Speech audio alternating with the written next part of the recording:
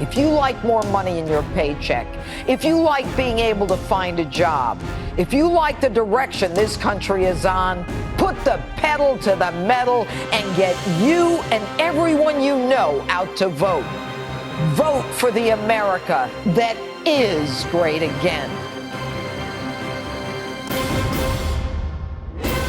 Are you even listening? What the? Now, I don't care if you like him or you don't like him. You don't have a choice. On Tuesday, the issue is simply, do you care about what's getting done or some left-wing wackadoo's subjective view about the way it's getting done? The left prefers style over substance. They prefer interpretation over facts, the subjective versus the objective truth and reality. Why? Because they hate him. That we're even having this conversation is ridiculous. The only thing that matters are results. You can certainly have a conversation about how he says things. Okay, I'll give you that. But what makes you right? You're so blinded by hateful vitriol and disappointed by your 2016 loss that you can't see straight. Instead, let's take a moment and look at the facts. It's simply insane. Every metric is up. The economy is through the roof, just like he said it would be. The longest positive growth streak on record. Unemployment at 3.7%, the lowest in almost half a century. GDP as high as 4.2, the strongest consumer confidence in decades. Are you even listening? What this means is if you want to get a job, you can get one. If you're African American, you've never had a better chance to work than now. If you're Hispanic, you've never had a better chance of getting a job. If you're Asian American, it's never been better. If you're a woman, you have a better chance of getting a job than in the last 50 years. If you're a youth, a better chance than in the last 50 years. If you care about a better life so you can pay the rent, pay the mortgage, educate your kids, and maybe even take a vacation, then this is the America you want to live in. Do you really want to go back to the days of Obama and the demon rats where manufacturing jobs were, quote, a thing of the past?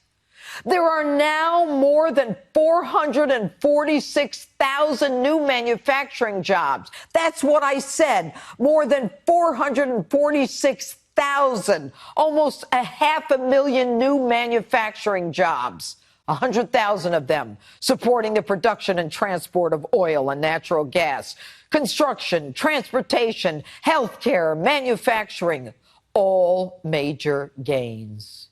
Wages for American workers are going up. If you work at Walmart or Amazon, they're actually raising your pay. Why? Because they know you have other opportunities to get a job in the Trump economy. If you're a veteran, you've already gotten a raise, just like he said he would. Do you remember when 22 veterans a day were committing suicide, couldn't even get a doctor's appointment? The Democrats made believe they knew nothing about it. Obama said he read it in the newspaper, while rewarding VA hospital staff who threw away requests for appointments. Now veterans have access to private sector health care options, and they don't have to rely on the VA. The man's promise keeping is relentless.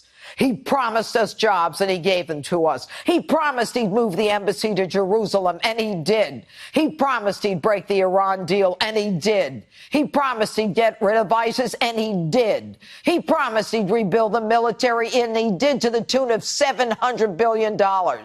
Everything is better. But you don't like his style. You don't like him. You're concerned about the rhetoric and who we are. Well, if you don't care about results and things getting better and things getting done, but instead the way you see it getting done, then by all means, vote for a Democrat. I thought that liberals were live and let live. Why do you care about how he chooses to lead? Why are you so focused on your hatred of Donald Trump? Why do you dismiss his results? Obama, like Hillary, missing the spotlight, comes out again.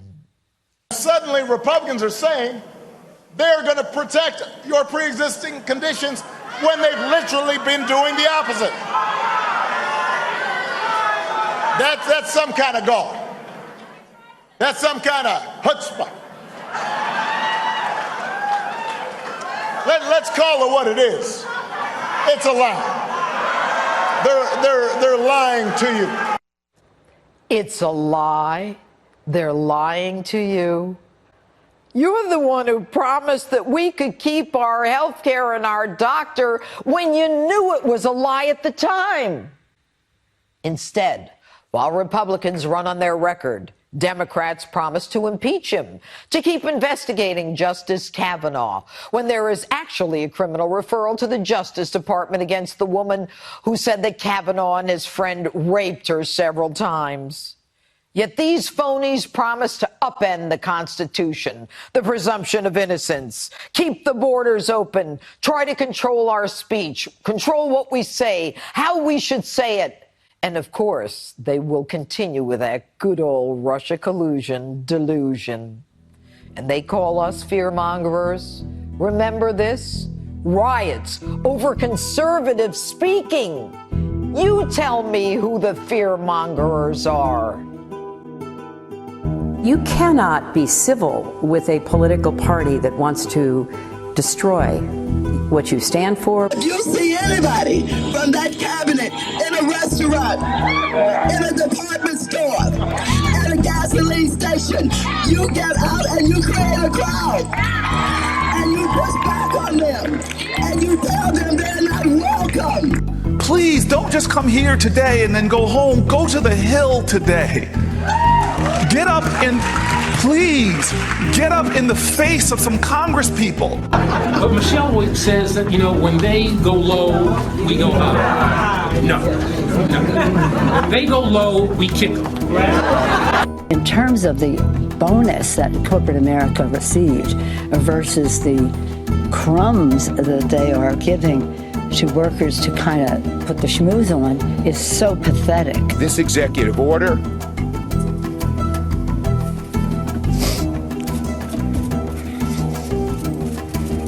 was mean-spirited and un-American. Actually, if you looked at the outrage of Congresspeople, it looks like we have more to fear than they do. Facts don't lie. They cannot be influenced.